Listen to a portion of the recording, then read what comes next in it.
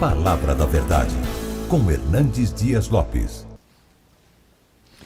Irmãos queridos, que coisa boa estarmos juntos para estudarmos a Palavra de Deus. Eu quero compartilhar com você o texto de Efésios, capítulo 1, versos de 1 a 14. Então abra sua Bíblia comigo, por favor, nesta passagem. Efésios, capítulo 1, versos de 1 a 14.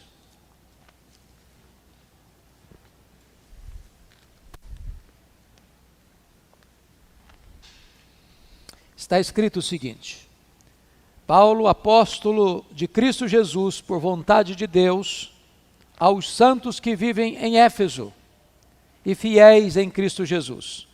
Graça a vós outros e paz da parte de Deus nosso Pai e do Senhor Jesus Cristo. Bendito o Deus e Pai de nosso Senhor Jesus Cristo, que nos tem abençoado com toda sorte de bênção espiritual nas regiões celestiais em Cristo, assim como nos escolheu nele, antes da fundação do mundo, para sermos santos e irrepreensíveis perante ele, e em amor nos predestinou para ele, para a adoção de filhos, por meio de Jesus Cristo, segundo o beneplácito de sua vontade, para louvor da glória de sua graça, que ele nos concedeu gratuitamente no amado, no qual temos a redenção pelo seu sangue, a remissão dos pecados, segundo a riqueza da sua graça, que Deus derramou abundantemente sobre nós, em toda a sabedoria e prudência, desvendando-nos o mistério da sua vontade, segundo o seu beneplácito que propusera em Cristo, de fazer convergir nele, na dispensação da plenitude dos tempos, todas as coisas, tanto as do céu como as da terra.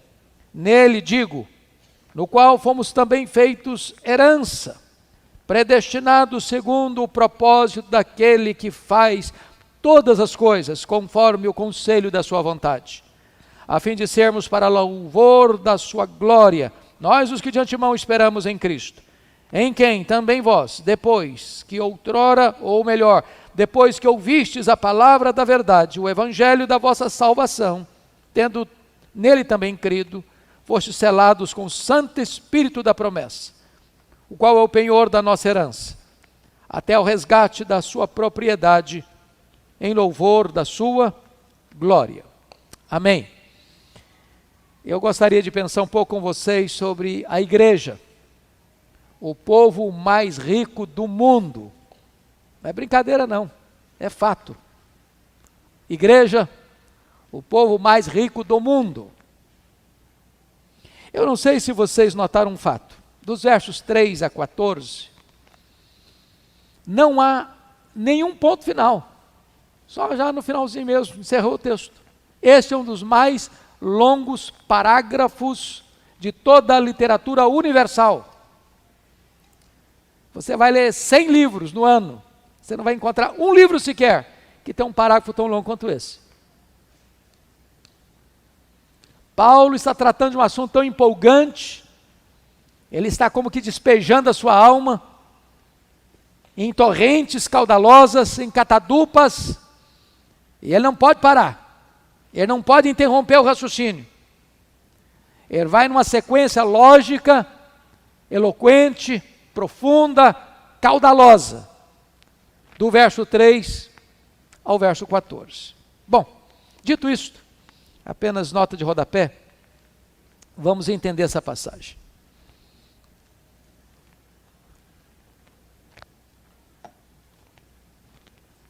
O apóstolo Paulo, na sua terceira viagem missionária, vai se dedicar a apenas um centro urbano,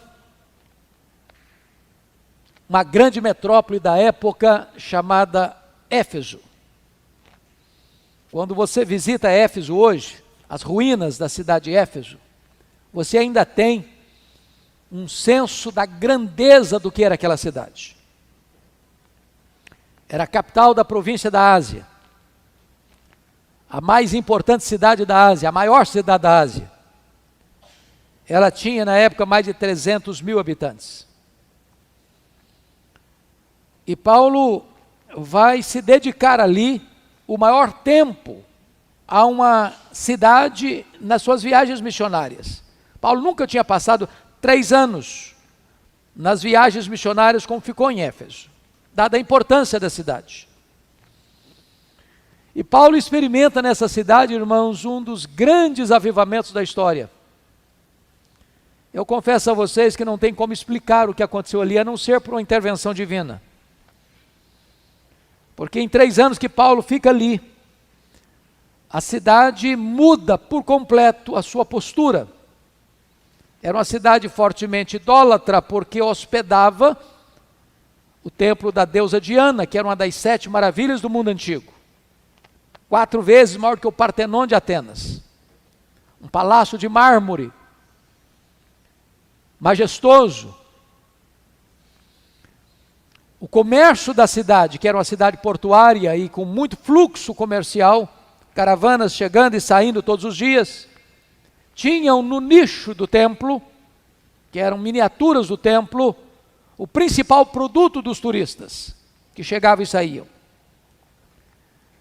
A cidade, além de idólatra, era uma cidade fortemente marcada pelo ocultismo. E Paulo chega ali, sem Bíblia impressa, sem literatura impressa, sem meios de comunicação de massa, e em 3 anos a cidade é impactada de tal maneira que a idolatria recua, os feiticeiros se convertem, queimam os seus livros de magia em praça pública, igrejas são plantadas na província, como Esmirna, Pérgamo, Tiatira, Sardes, Filadélfia, Laodiceia, Colossos e Hierápolis. E quando Paulo sai e vai para Jerusalém, e ele é preso em Jerusalém, e ele é transferido para Cesareia, e ele opta por ser julgado em Roma, e ele então escreve esta carta de Roma, nos anos 61, 62. E esta carta que ele escreve é considerada a carta mais eclesiológica do Novo Testamento. Assim como Colossenses trata de Cristo, Efésios trata da igreja. Assim como Colossenses trata da cabeça, Efésios trata do corpo. E nesta carta, Paulo introduz mostrando a obra da Trindade, o Pai, o Filho e o Espírito Santo. Ele ora pela igreja para que a igreja entenda qual é a sua vocação, qual é a riqueza que ela tem à sua disposição.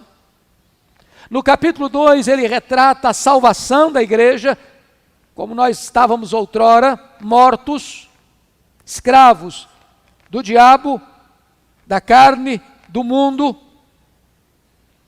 Ele retrata como a salvação é pela graça mediante a fé, e como nós fomos salvos para as boas obras. Ele retrata no capítulo 2 ainda como Deus junta judeus e gentios num só corpo, derrubando o muro da inimizade, cessando por completo a ideia de Israel como algo distinto da igreja. Agora Deus só tem um povo composto de judeus e gentios, e esse povo se chama igreja. No capítulo 3, ele vai tratar do grande mistério do cristianismo, revelado, qual seja como Deus vai juntar judeus e gentios num só corpo, numa só igreja, sendo todos coparticipantes da sua herança em Cristo, e vai orar novamente pela igreja, para que a igreja seja fortalecida com poder. No capítulo 4, ele vai tratar da unidade da igreja, e vai começar então a mostrar que o propósito de Deus para a igreja é uma vida de santidade, de rompimento com práticas de pecado. No capítulo 5 vai mostrar como nós devemos imitar a Cristo, sermos imitadores de Deus. E ainda no capítulo 5, ele vai mostrar como nós devemos viver uma vida de sensatez, remindo o tempo, porque os dias são maus. E então vai falar sobre a plenitude do Espírito Santo. E como essa plenitude do Espírito Santo deva ser vivida de forma prática, no casamento, Relação marido, esposa, marido, marido, esposa, filhos e pais, pais e filhos, patrão, empregado, patrão, patrão, empregado. E conclui essa carta mostrando a grande batalha espiritual que você e eu temos que enfrentar. Não contra sangue e carne, contra pessoas, mas contra principados e potestades. Pois bem, eu gostaria então de me deter agora no texto lido, Efésios capítulo 1, versos de 1 a 14. Primeiramente, Paulo se apresenta como remetente da carta. Paulo, apóstolo de Cristo, Jesus por vontade de Deus.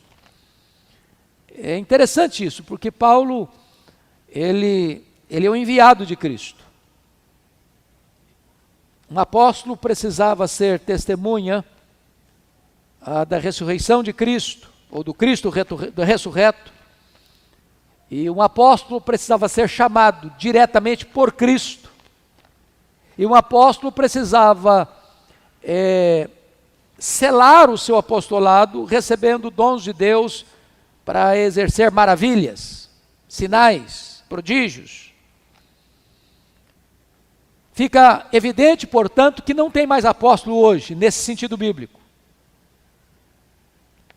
Hoje muitos se auto-intitulam apóstolos, porém, não tem o peso do apostolado da Bíblia, com certeza. Não é legitimado, à luz das Escrituras, esse apostolado que as pessoas dizem, eu sou apóstolo hoje. O que nós temos hoje é dom de apostolado, no sentido de enviado, mas não apóstolo. Todo aquele que é chamado é enviado. Como hoje nós não temos profetas, nós temos dom de profecia, que é a exposição das Escrituras.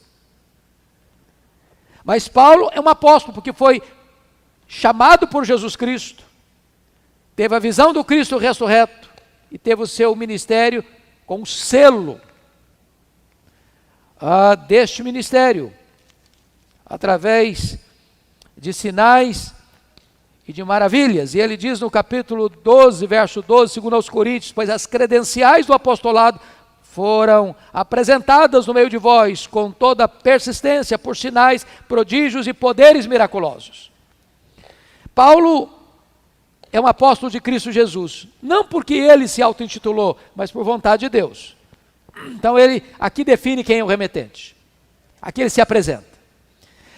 Talvez você pergunte, mas como mudou tanto? Porque hoje você só coloca o remetente no final o remetente no final da carta e coloca no começo da carta o destinatário. Então, fulano de tal, você escreve a carta ao fulano de tal. E aí lá no finalzinho você coloca o seu nome. Por que assim era o contrário de hoje? Por uma razão muito simples. Eles não tinham livros como nós temos. Eram rolos. Rolos. Então, se você não se apresentasse no começo, ninguém sabia quem estava escrevendo. Tinha que ler tudo para depois saber quem estava enviando. Então, primeiro você bota o remetente, e em seguida você bota o destinatário, para que a pessoa pudesse entender já de começo quem estava mandando e quem estava recebendo. E aqui ele vai dizer como destinatário, olhe comigo, aos santos que vivem em Éfeso e fiéis em Cristo Jesus. Santos e fiéis não são termos tão diferentes no sentido de que uma coisa é uma coisa, outra coisa é outra coisa. Santo é o fiel é o santo. Santo aqui não é o santo canonizado, que o romanismo usou mais tarde.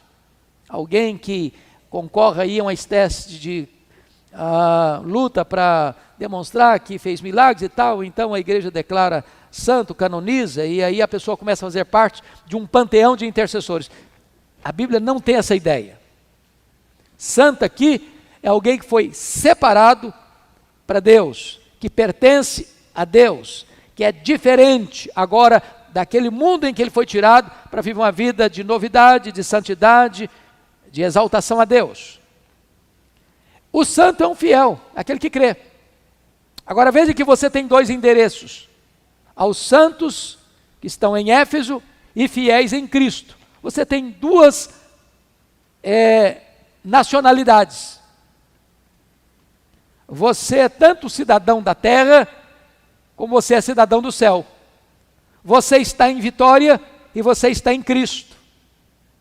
Você mora aqui e você está ligado a Cristo, assentado com Ele nas regiões celestes, acima de todo principado e potestade. Como ele deixa claro no versículo de número 6 do capítulo 2. E juntamente com Ele nos ressuscitou e nos fez assentar nos lugares celestiais em Cristo Jesus. Então você tem duas cidadanias. Você é cidadão brasileiro, você é cidadão do céu. Pois bem, qual é a saudação dele? Graça e paz. Muitas igrejas hoje usam essa terminologia, né? Às vezes as Assembleias de Deus todas usam paz do Senhor.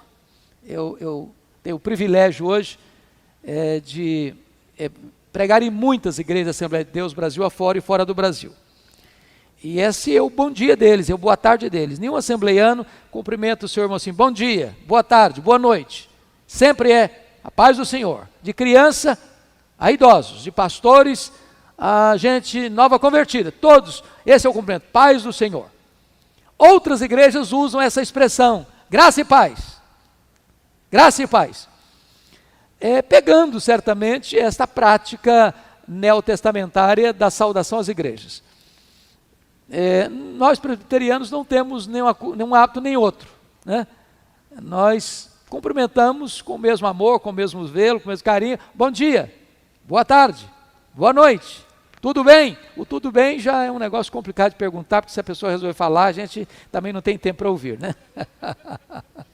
Então, o irmão André, no comentário dele de Neemias, alerta a gente uma coisa: não faça essa pergunta, tudo bem?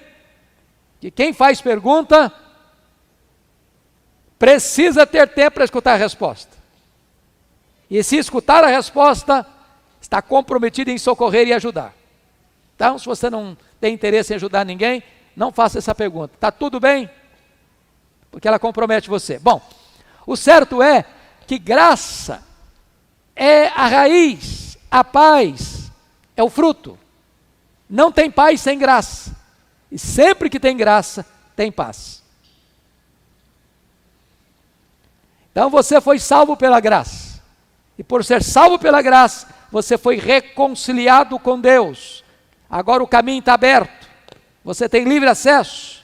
Então todo crente, ele tem graça, porque foi salvo pela graça. E todo crente tem paz com Deus, porque tem livre acesso à presença de Deus. Bom, agora Paulo então começa a entrar na carta propriamente dito. O objetivo da carta. Você pode ler o verso 3 comigo? Vamos juntos? Bendito o Deus e Pai, nosso Senhor Jesus Cristo, que nos tem abençoado com toda sorte de bênção espiritual nas regiões celestiais em Cristo. Eu acho bonito em Paulo o seguinte: Paulo estava preso, Paulo estava algemado.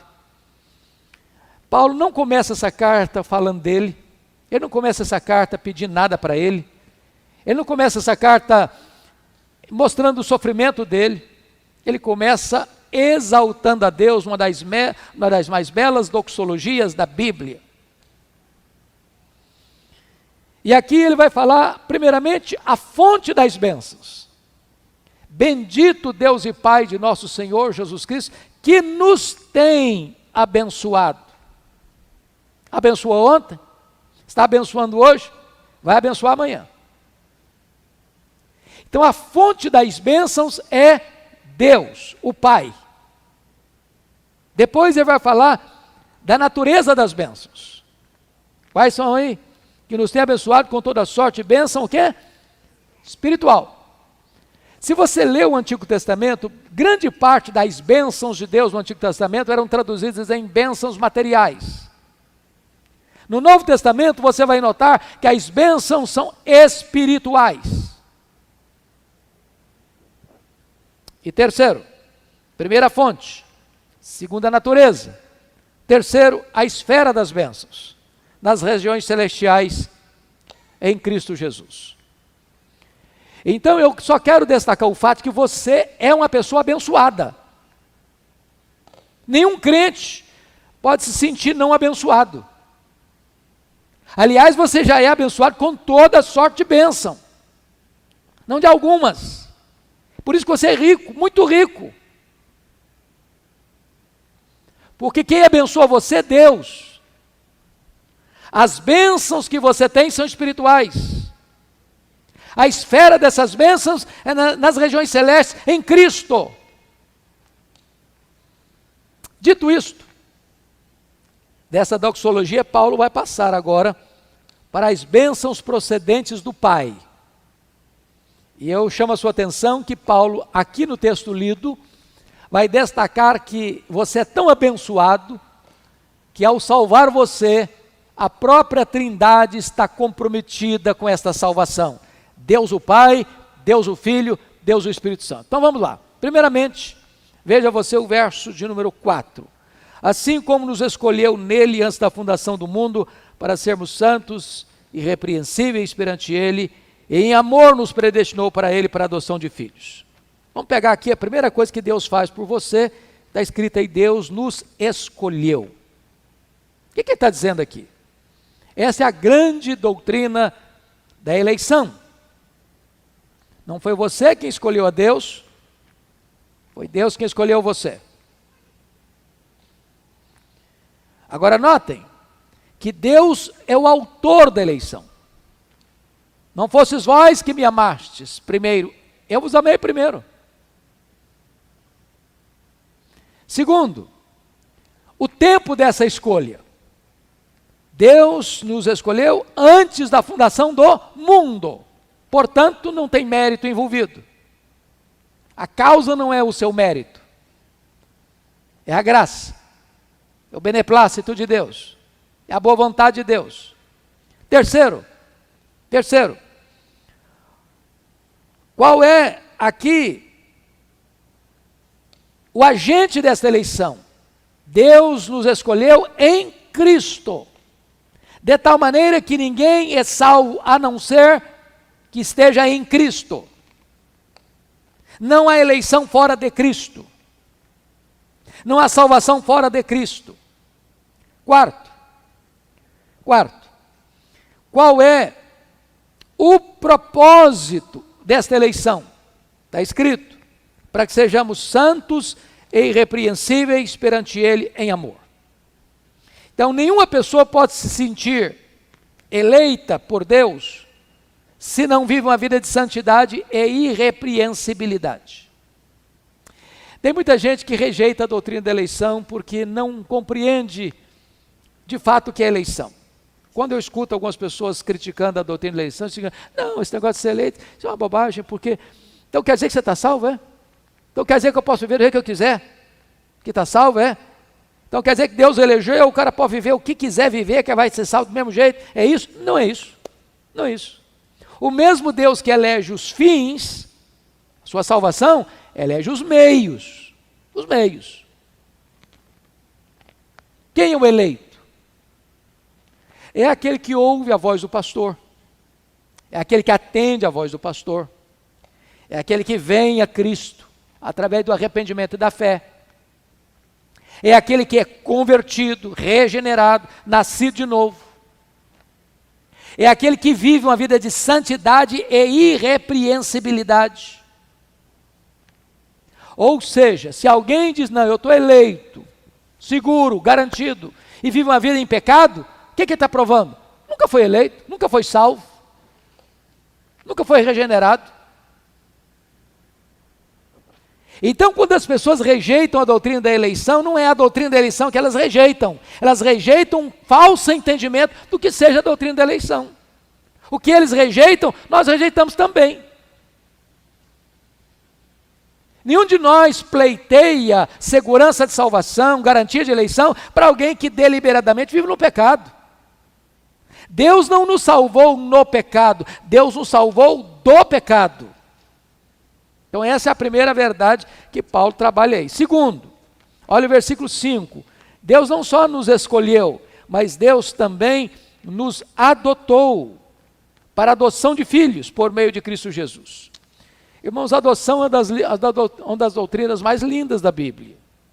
Eu era estranho às alianças da promessa, separado de Deus, Eu estava perdido, eu estava na casa do valente, eu estava no império das trevas, eu estava na potestade de Satanás, eu estava morto nos meus delitos e pecados, eu era escravo do diabo, da carne e do mundo, eu estava depravado e condenado, e Deus me deu vida, e Deus me salvou, e Deus me adotou na sua família.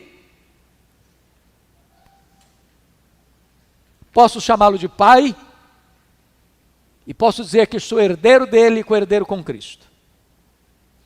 A adoção é uma verdade bonita entre os homens, na nossa realidade humana.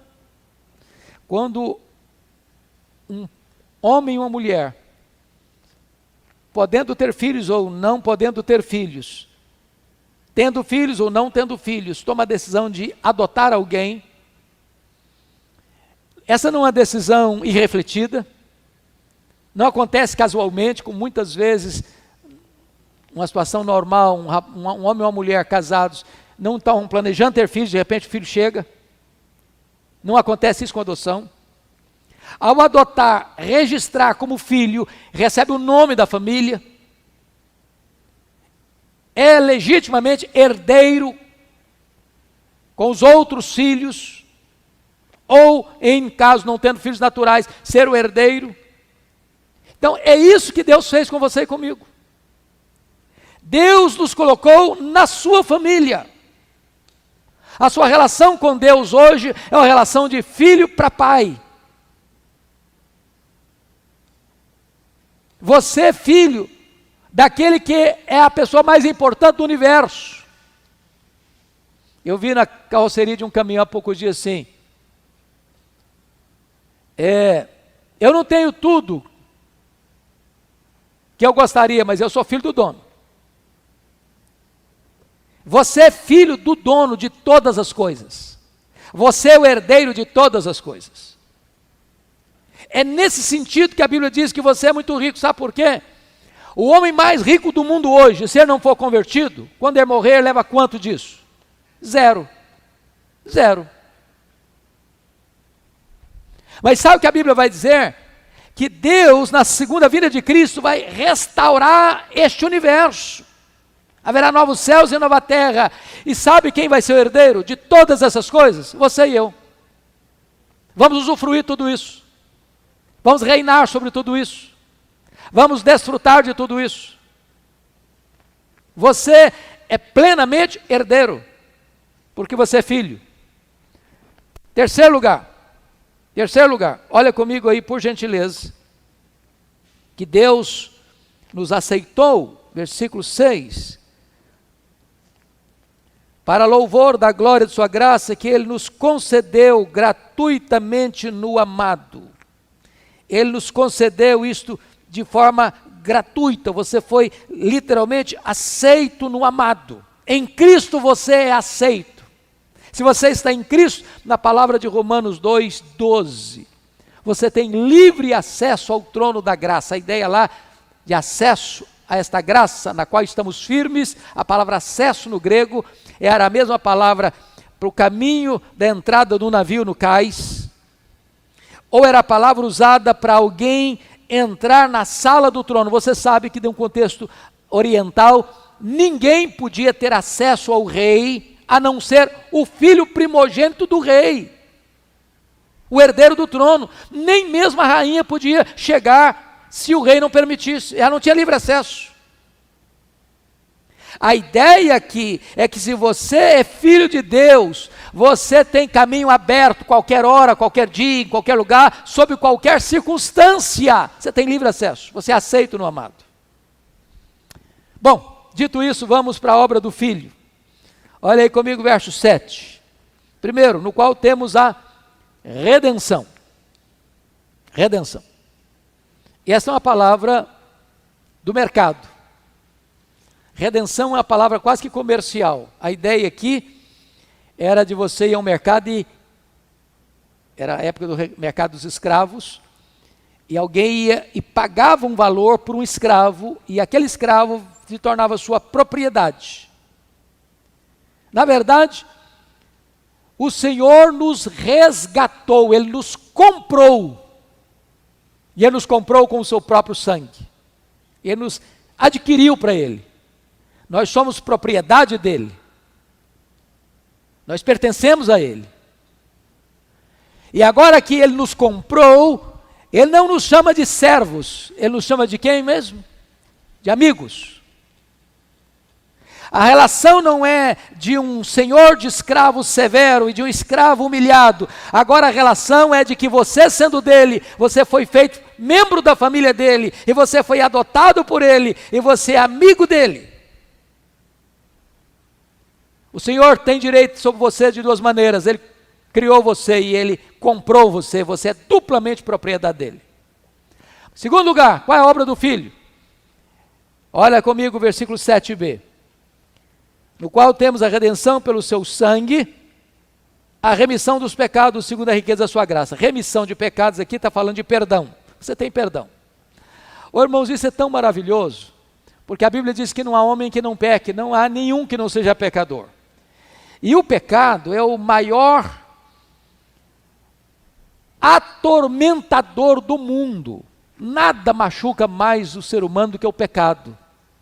Por isso que a Bíblia diz que o pecado é maligníssimo. O pecado traz doença, o pecado traz cansaço, o pecado traz fadiga, o pecado traz desespero. O pecado atormenta. E ninguém e nada pode perdoar pecados. Ninguém consegue aliviar a dor da culpa indo na farmácia comprando um remedinho e tomando. Ninguém consegue se livrar do pecado numa terapia psicológica, de qualquer escola psicológica. Ninguém consegue se livrar do pecado fazendo uma regressão, uma hipnose. Trabalhar lá no subconsciente, no inconsciente da pessoa, fazer uma lavagem cerebral, não consegue se livrar. O único que perdoa pecado é Deus, é Cristo Jesus. Nele você tem remissão de pecados, nele você tem perdão de pecados. O cara mais afundado na lama do pecado, ao receber Cristo, está perdoado, está limpo, não deve mais nada. Isso é glorioso, perdão de pecados. Terceiro, você tem a bênção de ser feito herança de Deus. Versículos, olha comigo aí, 11 e 12.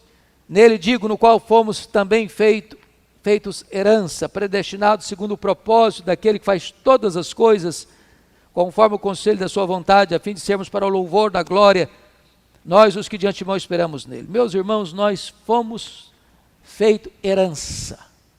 Nós somos a herança de Deus e nós somos herdeiros de Deus. Então preste atenção nisso. Você é um presente do Deus Pai ao Deus Filho. Jesus Cristo diz: ninguém pode vir a mim se o Pai não o trouxer. Quem trouxe você a Jesus foi o Pai. E ao trazer você a Jesus, Jesus deu a você a salvação. Todo aquele que vem a mim, de maneira nenhuma, eu lançarei fora. Eu lhes dou a vida eterna e o ressuscitarei no último dia. Então, nesse momento, você é a herança de Deus. A riqueza que Deus tem não são os astros, não são os planetas, não são as galáxias, não é o cosmos vasto e insondável. Não são as riquezas minerais, não são as riquezas naturais. A grande riqueza de Deus, a grande herança de Deus é você. Você é a herança de Deus. Você é a riqueza de Deus. E você também é herdeiro de Deus. Essas duas verdades são gloriosas, sublimes. Você foi feito herança de Deus. Mas agora Paulo vai trazer a obra do Espírito Santo, a redenção. E eu só chamo a sua atenção que sempre que ele vai fazer a transição de uma pessoa da Trindade para outra pessoa da Trindade, ele tem aqui que nós chamamos de um refrão, ou de um estribilho. E ele tem 3 estribilhos no texto, ou 3 refrões no texto. O primeiro deles está no verso 6. Para o louvor da glória de sua graça, que ele nos concedeu gratuitamente no amado. O segundo refrão está no versículo 12. A fim de sermos para o louvor de sua glória. O terceiro refrão está no versículo 14. Em louvor da sua glória. De tal maneira que você tem 2 coisas aqui. Primeiro, a obra do Pai, a obra do Filho e a obra do Espírito Santo tem uma única fonte, a graça. Segundo, a obra do Filho, a obra do Pai, a obra do Filho e a obra do Espírito Santo tem um único propósito, a glória. Então tudo é pela graça, tudo é para a glória. Não há possibilidade da nossa salvação produzir qualquer vaidade, qualquer soberba, qualquer arrogância, qualquer sentimento de auto-justiça ou auto-elogio. Tudo é pela graça, tudo é para a glória. Então, Paulo vai tratar agora da obra do Espírito Santo. E eu chamo a sua atenção para 2 figuras importantes. Primeiro, versículo 13. Em quem também vós, depois que ouvistes a palavra da verdade, o evangelho da vossa salvação, tendo nele também crido, fostes selados com o Santo Espírito da promessa. Preste atenção que ninguém é selado com o Espírito Santo sem receber isso primeiro. Primeiro, olha aí, ouvir a palavra da verdade, ouvir. Segundo, o que é essa palavra da verdade? É o evangelho da vossa salvação. Então você tem que ouvir o evangelho da salvação. Segunda coisa que vai acontecer, tendo nele também, que você tem que crer. A fé vem pelo ouvir. Então você tem que ouvir o evangelho, você tem que crer no evangelho, e depois que você ouve o evangelho e crê no evangelho, o que é que vem? Você é selado com o Espírito Santo. Essa ideia do selo é uma ideia antiga, sobretudo em Éfeso. Éfeso era uma região muito rica de madeira. E naquela época havia muito comércio de madeira, e Éfeso era uma cidade portuária. Então o que acontecia? Os grandes comerciantes iam a Éfeso, compravam as madeiras, botavam o selo do dono que comprou nas madeiras. De tal maneira que quando ele mandava os seus emissários lá, para pegar esta madeira, transportar essa madeira para os mais diversos destinos, ele chegava e olhava o selo do dono. Podia levar a madeira. Hoje os fazendeiros fazem isso com o gado, não é isso?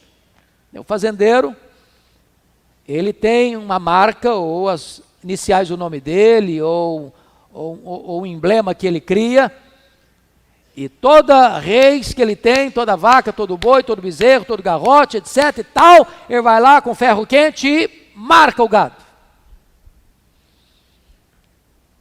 Eu tenho um amigo que é o terceiro maior produtor de carne bovina do Brasil. E eu acho muito curioso, ele tem grandes fazendas. Eu fico impressionado com o tamanho, com a grandeza. E ele é um camarada que só tem primário. E ele diz, pastor, eu sei em cada lugar quantos bois eu tenho. Se faltar um, eu sei que faltou. Ele tem um controle rigoroso de tudo.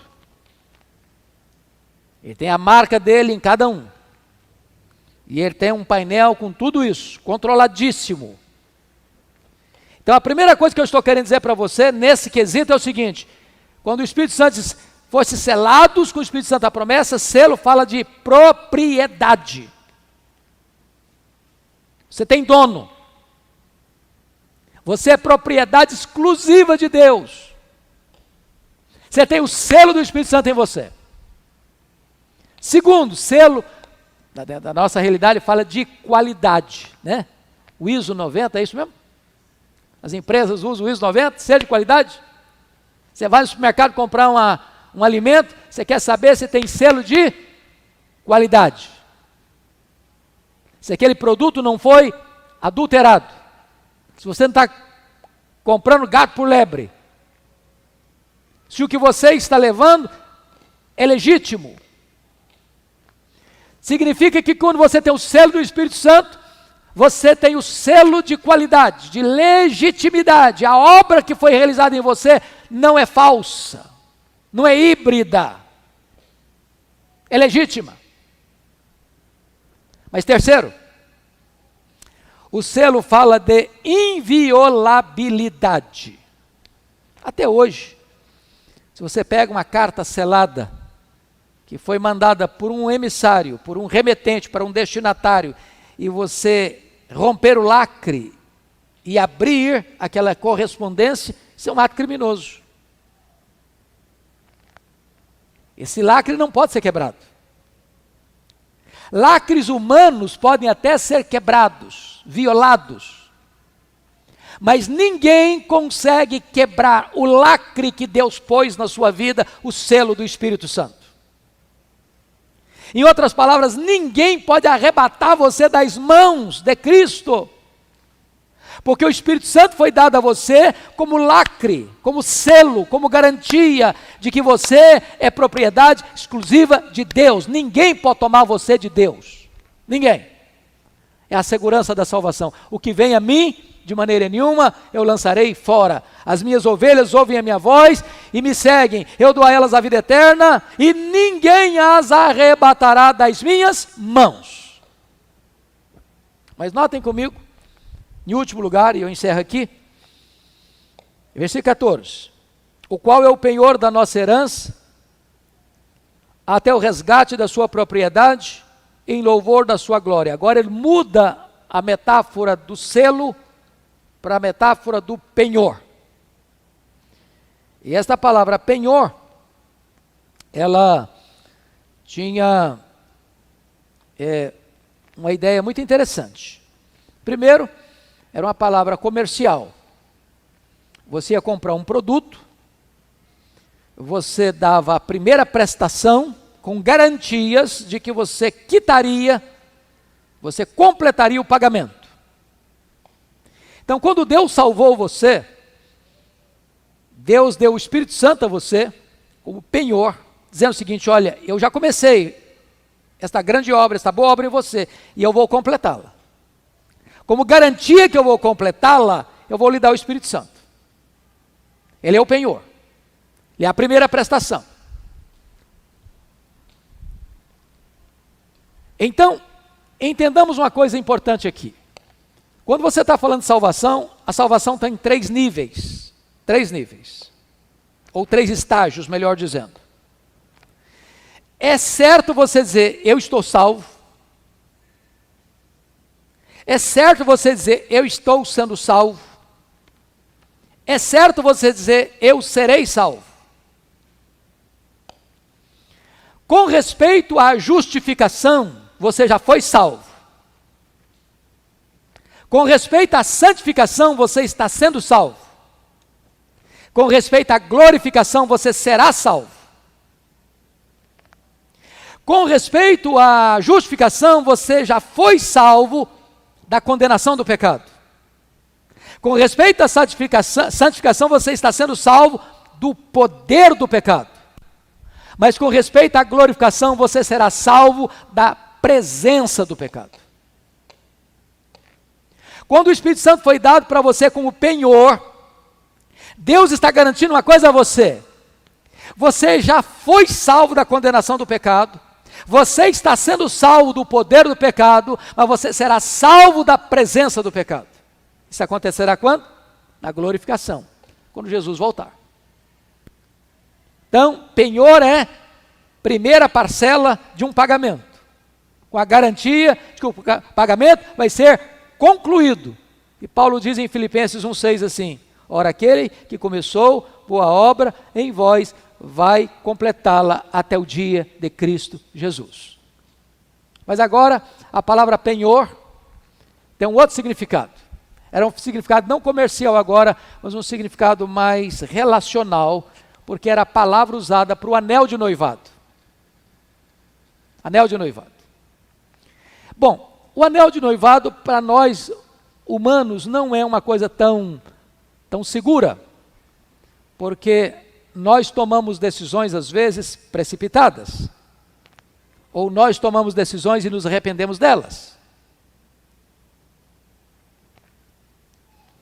Eu, por exemplo, me permita e me desculpe da ilustração, eu cheguei a ser noivo.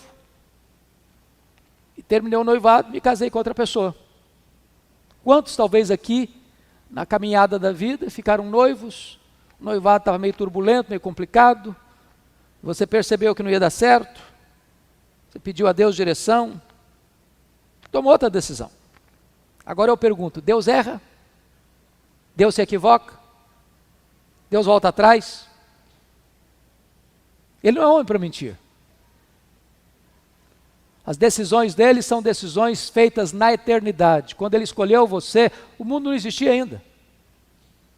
O sol não brilhava ainda. Os anjos não ruflavam as suas asas ainda para atender às suas ordens. Não existia nem céu nem terra. Ele já tinha escolhido você. Ele já tinha amado você de antemão. Deus não é homem para mentir. Deus não erra. Deus não falha. Nenhuma das suas promessas cai por terra. Quando você creu em Jesus, Ele lhe deu um anel de noivado, dizendo para você o seguinte: agora você me pertence. Foi o que Cristo fez com a igreja. Quando você foi salvo, você a partir daí passa a ser agora igreja noiva de Cristo.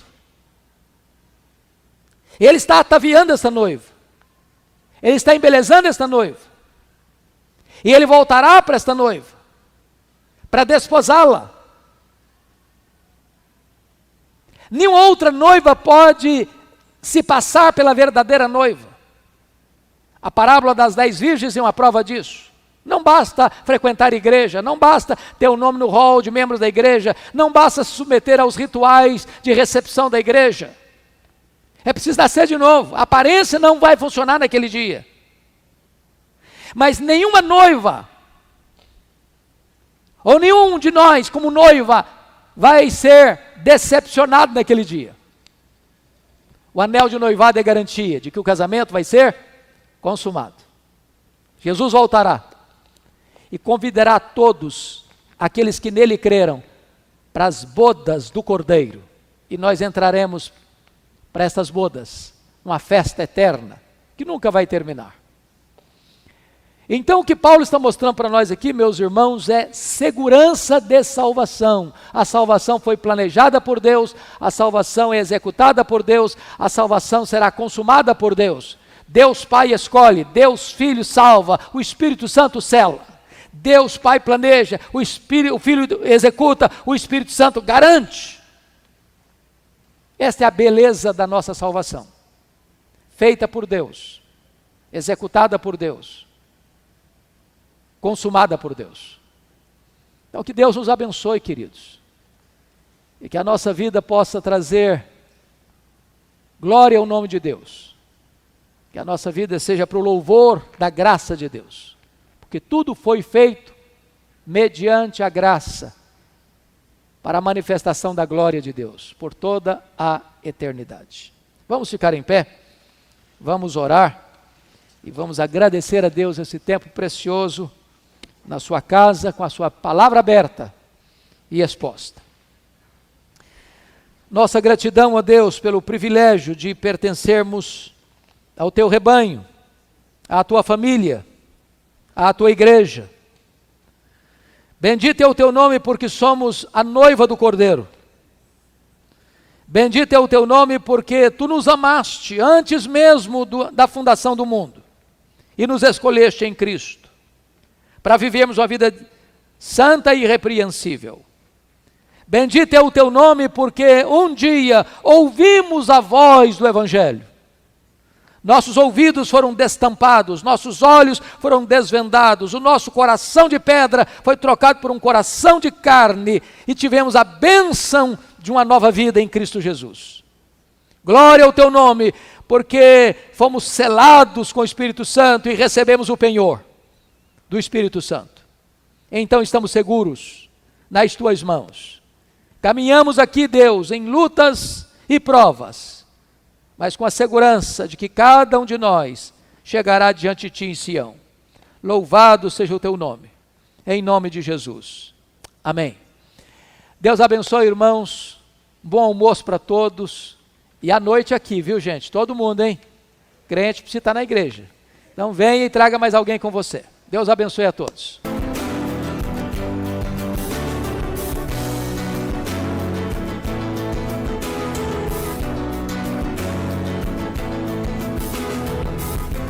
Palavra da Verdade, com Hernandes Dias Lopes.